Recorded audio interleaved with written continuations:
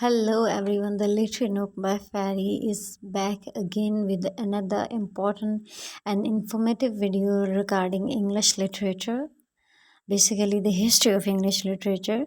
Today we're gonna discuss about the novelist of the early Victorian period.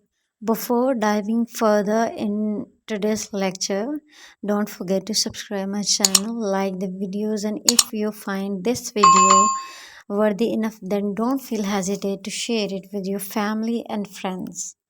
In the early Victorian period, the novel made a rapid progress.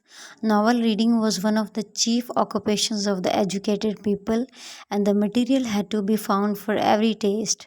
The result was that the scope of the novel, which during the 18th century dealt mainly with the contemporary life and the manners, was considerably enlarged. A number of brilliant novelists showed that it was possible to adopt the novel to almost all purposes of literature whatsoever. In fact, if we want to understand this intellectual life of the period, we need hardly go outside the sphere of fiction.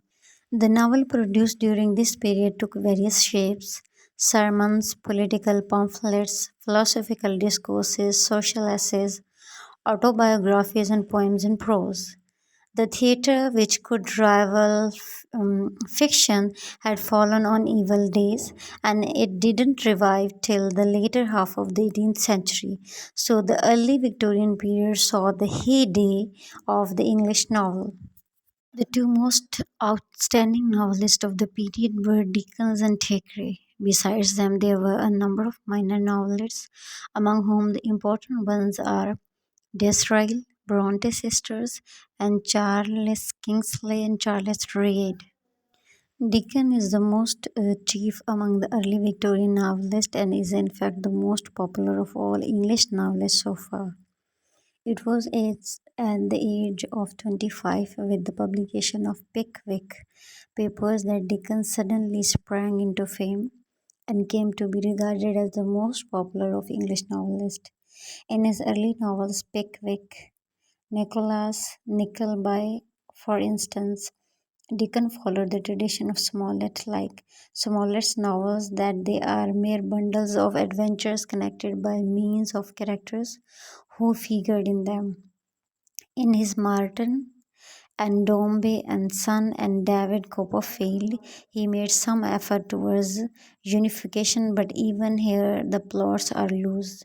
It was in Bleak House that he succeeded in gathering up all the diverse threads of story in a systematic and coherent plot. His later novel, Dorrit, A Tale of Two Cities, and The Unfinished Edwin Drood were also, like Bleak House, systematically planned, but on the whole, Dickens was not very successful in building up his plots, and there is in all of them a great deal of mere episodical material. His novels are full of pathos, and there are many passages of studied and extravagant sentiments. By Dickens, sentimentalism, for which he is often blamed, is a phase of his idealism. Like a true idealist, Dickens seeks to embody in his art the inner life of man with a direct or implied moral purpose. His theme is the worth of man's thought, imaginings, affections, and religious instincts, the need of a trust in his fellow man, a faith in the final outcome of human endeavor, and a belief in immortality. He values qualities like honor, fidelity, courage, magnanimity, and the best example of Dickens' idealism is found in A Tales of Two Cities, where he preaches a sermon on the sublime text: Greater love path no man than this, that a man lay down his life for his friend. Another phase of Dickens' idealism was his implicit belief that this is the best of all possible worlds. Dickens believed that the world was still a very good world to live in. He had faith in the better element of human beings who lived and struggled for a period. But the most delightful manifestation of the idealism of Dickens is his humor, which is almost irresistible. It is clearly manifest in his first novel, Pickwick. Thackeray, who was Dickens' contemporary and a great rival for popular fervor, lacked his weakness and his genius. He was more interested in the manners and the morals of aristocracy than in the great upheavals of the age. Unlike Dickens, who came of a poor family and had to struggle hard in his boyhood, Thackeray was born of rich parents, inherited a comfortable fortune, and spent his young days in comfort. But whereas Dickens, in spite of his bitter experiences, retained a temperament and a cheerful outlook on life. So Dickens was no more interested in plain common people. Thackeray, on the other hand, was more concerned with high society. The main reason of these fundamental differences between them was not, however, of environment but of temperament.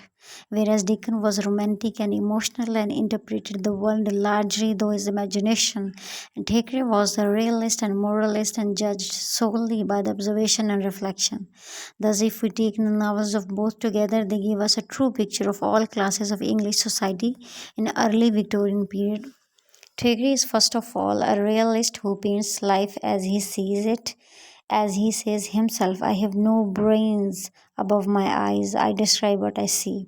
He gives in his novels accurate and true picture, especially of the various elements of society, as he possesses an excessive sensibility and a capacity for fine feelings and emotions like Dickens. He is radically offended by shames, falsehood, and hypocrisy in the society. It was with the publication of Vanity Fair in 1846 that the English reading public began to understand what a star had risen in English letters. That was all for today. Hope you enjoyed the video. Stay connected for more with the literary nook by Fairy. And don't forget to subscribe my channel, like the videos and share. And do hit that like button for more informative videos and for the notification of our upcoming video.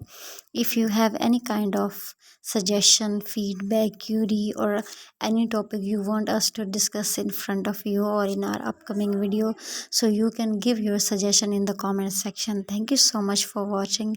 Me Fairy signing out from the Little Nook by Fairy.